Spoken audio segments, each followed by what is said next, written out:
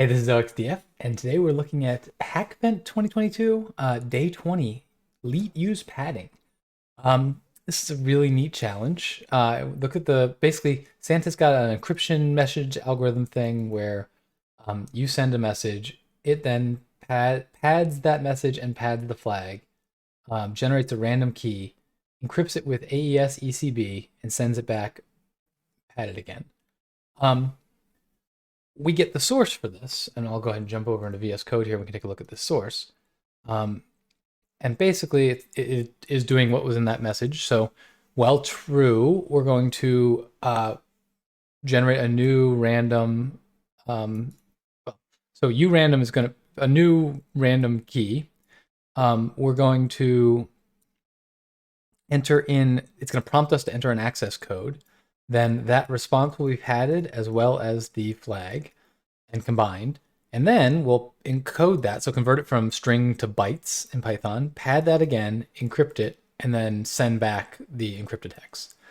We also can get a Docker container where we can connect with Netcat and do the same thing. And then we can do it in a loop if we want. So the weakness here is that we are going to take advantage of characters that, while characters take up one space, but while bytes are more bytes, so multi-byte characters, emoji, things like that. Actually, if we look in the, oh, I just got logged out. If we look in here, we will see that the challenge page itself has quite a few of these emoji on it, and that's a pretty good hint as where we're going. We can grab this. I don't know why it's taking so long to load. Yeah, so we can grab like this pencil note thing, right? If we do Python, oops. If we do Python and we do len of this thing, we get 1. But if we do .encode, we get that. In fact, if we look at what that looks like, it's 4 bytes. So we can use these characters to mess up the padding. Well, how does that help us? Well, the way ECB works, ECB mode, is that if you put in this case, it's going to be, let's say, I think probably 16 bytes. And the same 16 bytes are, if you have a key, the same 16 bytes are always going to come out with the same result. Now, if you change 1 bit on your input, half the bits will change on the result. So you can't, it's not a stream cipher where we can try to recover the key stream. But if we can somehow isolate the flag so that we know that, like, for example, a block has the last byte of the flag plus 15 bytes of padding, which in this case is always 0, the 0 bit, or 0 byte, I think, somewhere. Where did I see that? Message 0 fill, so that's going to fill it with literally the character 0, hex 30. So if we can make it so that somehow in there we can isolate the last character, well, we can try all 256 bytes, or whatever it is less than that characters, 100 and something characters, and see which of them matches, and then we know which one we know that one, right? And then we can push it 1 more and do the same. So that's really what we're going to try to do. If that didn't make a lot of sense, stick with me and we'll figure it out. So we're gonna need a script we're gonna start writing a script to solve this. So we'll call this like solve.py. We'll always start with our shebang, and then we're gonna need pwntools. So we'll do from pwn import star. And I might not have pwntools on this computer. Let's see, pip install pwntools. Oh. From home. Okay, so that seems to work now. So with that, we will also do import sys so that we can read things from the command line. And first thing I'll do is I'll do r equals remote, and then that takes sys.argv1. So the first thing I pass in, and then int of sys.argv2. So that allows me to connect to the remote host using the command line. So I can use Python solve, and let's go ahead and fire up we're going to start interacting with it anyway. We'll click play, and we'll get our IP address here. Port is 1337. I guess I could even leave that off. In fact, let's do that. 1337, because that never changes. So if we then we could leave it as simple as r.interactive here. If we run that, we're interacting, right? So we can enter access code, hello. It sends us some block and it says, do you want to try again? Yes or no? We can say yes, and you enter a different code. We can say yes, enter some A's, say yes, enter the same A's. Now you'll notice even then we're getting different results there. So we'll have to, any kind of tests we're gonna do, we're gonna have to do within the same block. Anyway, we can say no and exit. So we've got that. Let's go ahead and write ourselves what I'm gonna call like a probe function. So we'll say def probe, and that's gonna take a message. And we're gonna do r.sendLine after. And we're gonna wait for enter your access code like this. And that's pwntools like things in bytes. And then we'll send message like that. And then we're going to do res equals r.receive line like that. We're going to get one line. So that'll be this line right here. Then we can do r.send line after, and we'll just always tell it, let's see, what's it going to say? It's going to say, oops, bytes.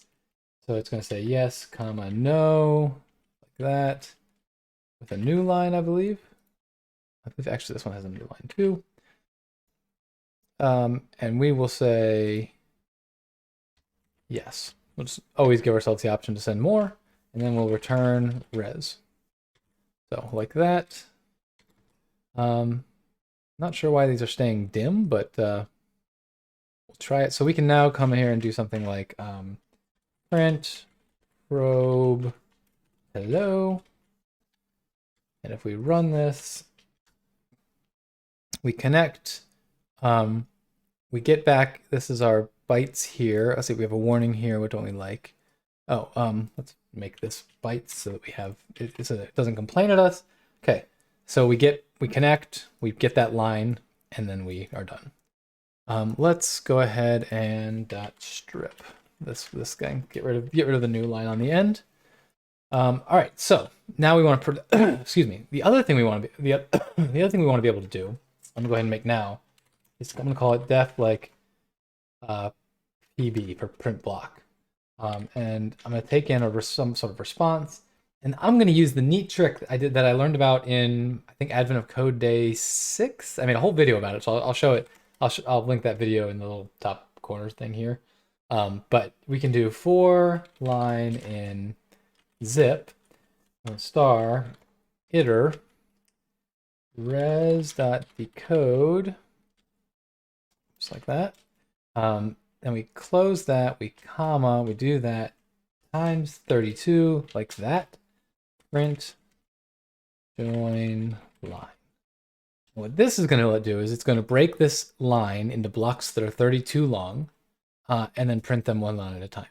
Now, why 32? Because we're going to have 16-byte blocks, but each of them, it's coming back in hex, so that means 32 characters represent 16 bytes. So now we can say print block PB like this, and run this again. And so now we get these blocks coming back. I wonder why I've got a none on the end here.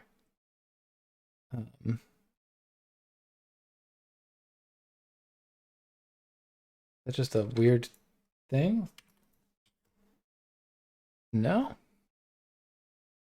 I'm not sure. We're gonna move on. We're not gonna worry about it for now.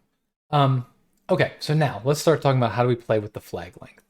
So what happens if we do, let's run this again, and this time I'm gonna put a -i on the end.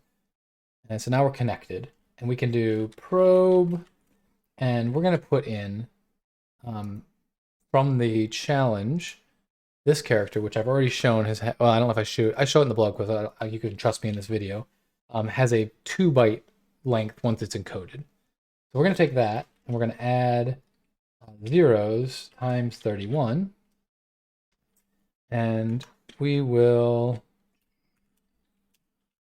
encode that so that we can send it out, and I think that's all we need. And let's PB that. And so what we get is this first line is going to represent this plus 15 zeros encoded.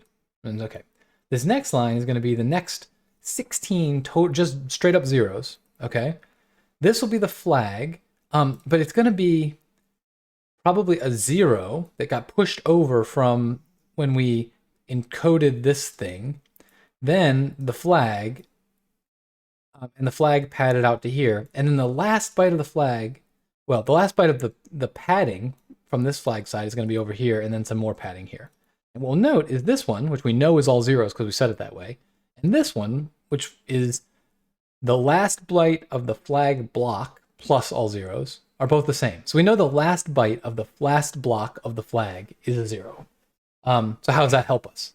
Well, what if we do, we can change this and do ×2 and make this 30. And so we still have our all zeros here. We still have all zeros here. But what we're learning is, okay, so there's at least 2 pad bytes in the last block. And we could do it again. We can come over here and say 329. And you can see these 2 lines match again. We could jump ahead a little bit. So thinking about this a little bit more programmatically, because it's starting to get a little messy in my head. What I really want to do is write a function for this, right? So we'll come here and we'll do def get flag len, and we'll say for I in range 116 res equals probe. And now the first thing I want to do, let's make this a little bit easier to deal with, is let's send 16 zeros. And that'll mean the first block is always going to be straight up just all zeros, because that's what we're checking for, right? And now we can do, where's our symbol? Did I lose my symbol? Oh, right here. We can do that times I plus 1 plus, and now we'll do 0 times 16 minus I. And so what this is going to give us is a total of 16 bytes there. And now this whole thing is going to have to be encoded to be sent over. Let's see. So we do dot encode like that. Now, what are we going to check? So we're going to say, let's just do, we can do print I plus 1 to see how many of the characters we sent. We can do print block res. And then we can say, yeah,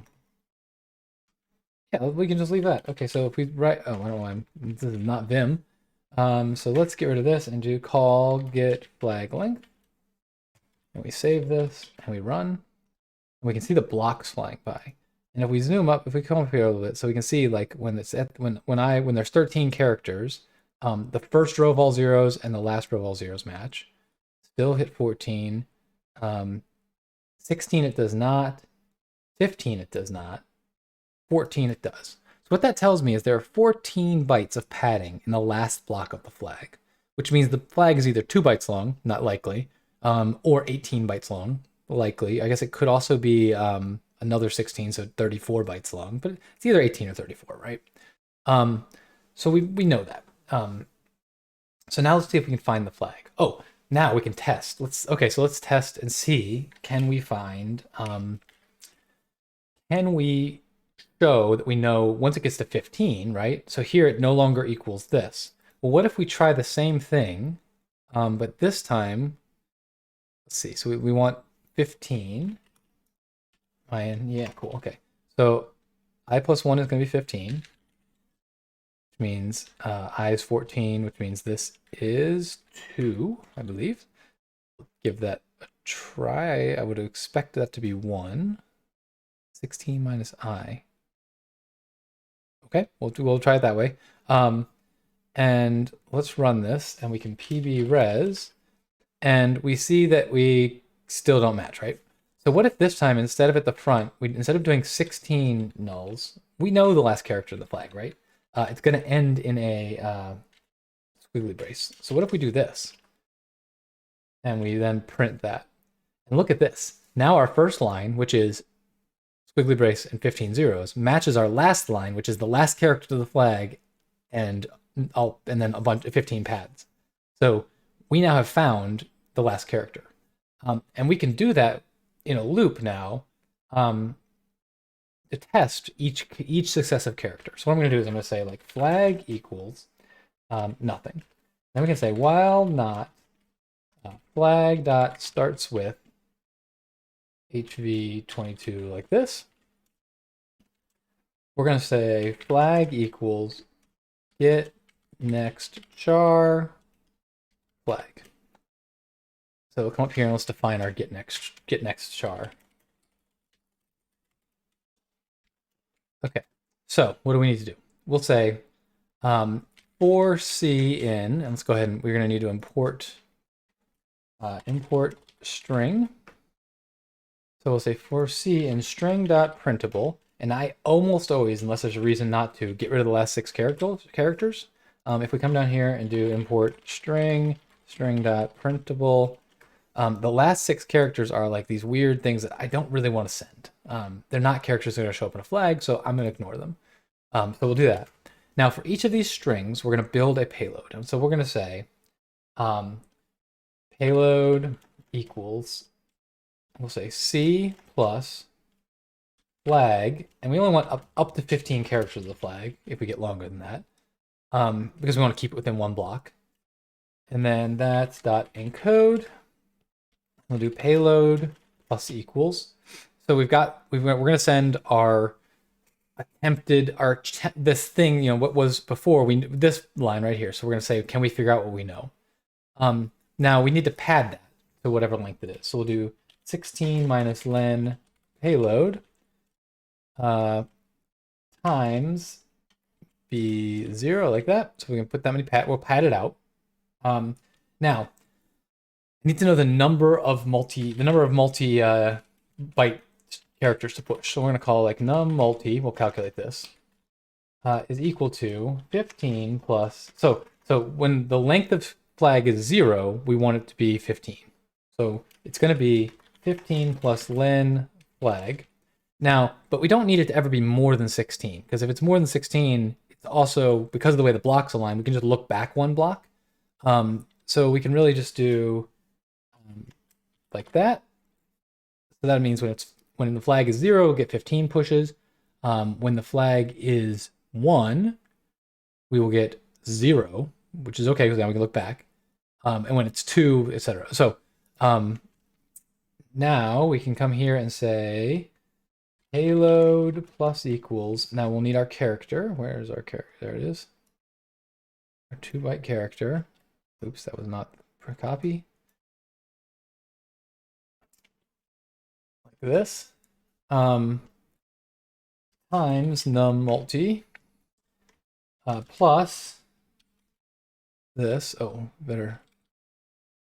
Well, let's just do plus 0 times 16 minus num multi mod 16. That, and then that whole thing needs to be encoded because we're doing. Let's just encode it at the end actually. So we'll do this. We'll do that. All right, looking good. Okay, so there we go. Now we'll say res equals probe payload.encode. And so now what we want to do is, what do we want to see? We want to look and compare our first row to what I think is like, we'll think of it, well, it's sort of our last row, but it might not be our last row. We have to sort of think about how we're going to calculate that, right? So if for our first one, it is going to be our last row. So we want it to look something like res of 32 equals res of negative 32 onwards, like that. The problem is that once, and so we can do that, we can say like break because we found our character, and then we can say, we can even say like else assert false, and the else basically just runs if I didn't break. So that's why I was saying like I want to make sure I'm every time finding something, or else we'll hit this assert. Anyway, and then we can say return flag, C plus flag like this. So what we've done here is we found ourselves a flag. We found ourselves the next character, and we're going to return it and save it as flag. Now this should work for the first one. When we get to the second one, we're going to run into an issue, I think. Or it's either the second or third one. Let's see. So let's go. We'll try it though. Oh, I should. Yeah. Okay. So we can run this. Not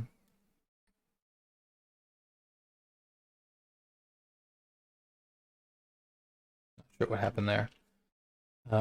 We are. Oh, we're not printing anything, so it's probably working. Let's, for the sake of kind of neatness here, we can add a print to the front. So if we do a \r c flag like that, end equals nothing. So this will give us, it'll show us the characters it's trying, and the flag it's going. So this is going to take a minute. Our first character should be the squiggly bracket, which we already know, but let's find it. Should be coming up here in a second. There we go. So it found it. Now it's working on the next one. Okay, so we just found the next character and we're working. But this one is not going to work. And the reason is because now we've gotten to the point now where we're looking back a block, and that block is no longer going to be the last thing in the stream. So here we hit our assertion error. What we need to do is we need to have some sort of little an offset factor. So we're going to set this offset equal to len flag. So like, how long is our flag? Plus 30, and that plus 30 is going to say we want the first one. So we want to get 32 for 0 when flag is 0 and flag is 1. Because neither of those have pushed into the next block yet. So we want to get this divided by 16. So right now that's going to give us, well, so for the first two, it'll be 1 times negative 32, like that. So what this is going to do is when flag is 0, this will be 1. This will be negative 32. When flag is 1, this will still be negative 32. When flag becomes 2, now we hit 32, which divides by 16, which becomes 2, and now we'll go back 2 blocks instead of 1. And so if we come here, we can do offset, and then what we want to do is like to offset plus 32. Now this actually doesn't work because when offset plus 32, when offset's negative 32, this becomes 0, and that gets very confused. It doesn't know how to handle that. So what we really need to do is we'll grab from offset to the end, and then we'll say, give me only the first 32 characters of that. And that should work. I'm going to do a little cheat here to make this run faster and just reverse the order of string.printable, because I know the first handful of characters are all special characters. So you can see we found the squiggly very, very quickly. The next one's going to be parentheses. And now we're actually going to find close parentheses. So just running backwards means we don't have to go through the whole alphabet. So we found it. And so this seems to be working. I will let this run through and speed it up.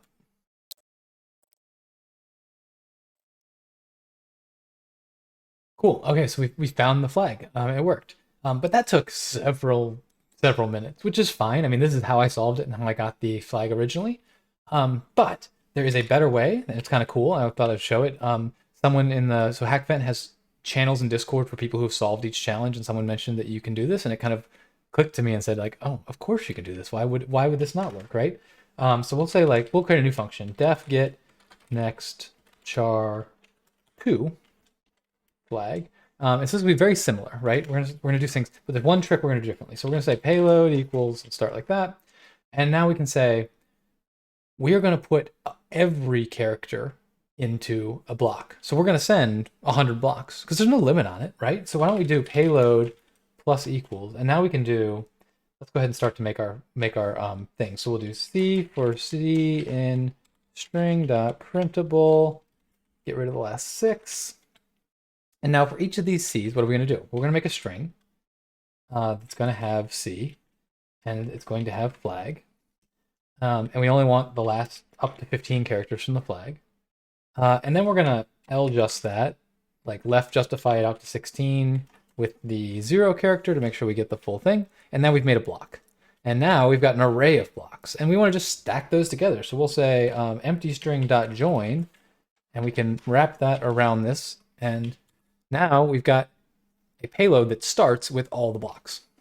So we can say n equals, and now what we're going to do is the same kind of stuff we did before, right? So this is going to be how many 2-byte characters do we want? Similar, same logic as what we did up here, num multi. I'm just going to call it n. So we're going to say len of flag plus 14. And that's going to look a lot like what we did up here. Mod 16 plus 1.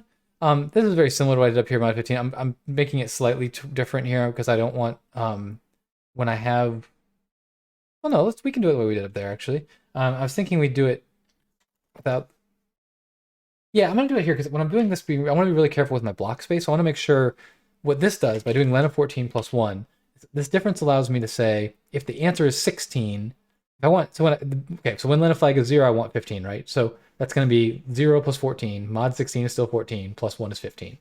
When I go to 2, when a flag is 1, I'll have 15 mod 16, still 15, plus 1 is 16. So before I would have gotten 0 there, and I don't want to ever get 0. So I want to go 1 to 16 instead of 0 to 15, so that's what's going to happen here. So now we can say payload plus equals, and we're going to need our character here.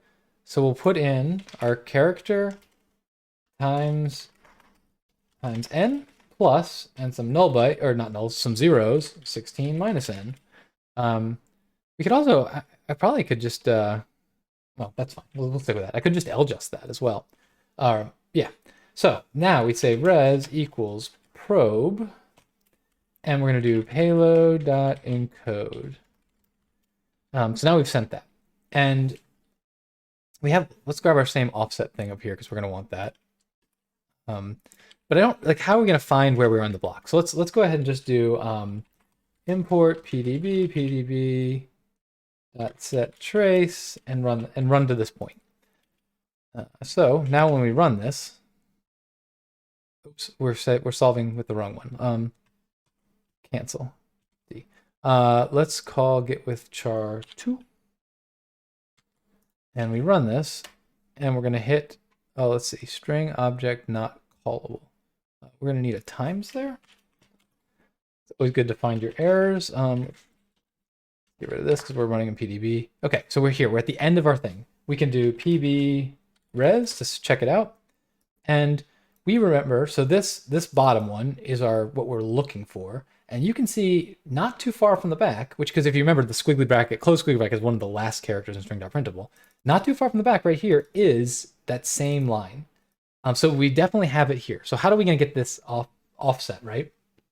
So let's say we're going to want res and the reason I started thinking, like, the reason I got offset already, because we're going to do the same thing we did before. We're going to do res.offset 32 like this, and we can see it's getting us this one right here. And the reason we're doing that res.offset so that when the flag gets a little bit longer, it'll actually be still this line with another one beyond it. So we'll stick with that. So now what do we want to do? We want to say, let's come over here and we'll say res.index of this. Where do we find this string right here in res?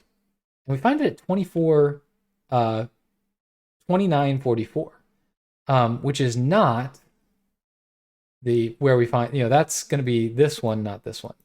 And so we know it's some number of blocks in, and each block is a character in the string.printable. So if we divide this by 32, we get 92. If we do string.printable of 92, we get the squiggly bracket. So we can actually do this right here, res index here. We can do string.printable around this, and it's going to return our character. So that's pretty cool. So we can go up here. Let's grab this. Come here, and we can just do return that plus flag. And now, watch how fast this goes. There's no prints in here. I'll quit this. If we run this, we don't even print flag. We might need to do that. If it closed. So let's come here and we'll do something. We'll do some fancy prints as well. So we'll do print f string go back to the beginning of the line, flag, comma, end equals nothing. And it's always good to put a print on the end here so we don't get our stuff screwed up. And we run this, and now you can see our flag is appearing before our eyes super fast, because we're just going to need 18 requests, and each request just tells us the character. So that's a super cool improvement. I like that a lot. I'm going to call that here. I love this challenge. This was my favorite challenge in Hackvent so far, 20 days in. So hopefully you thought this was cool. You can grab the server and play with it yourself if you want. For now, thank you so much for sticking around till the end. That's a great way to support my channel. I'll talk to you next time.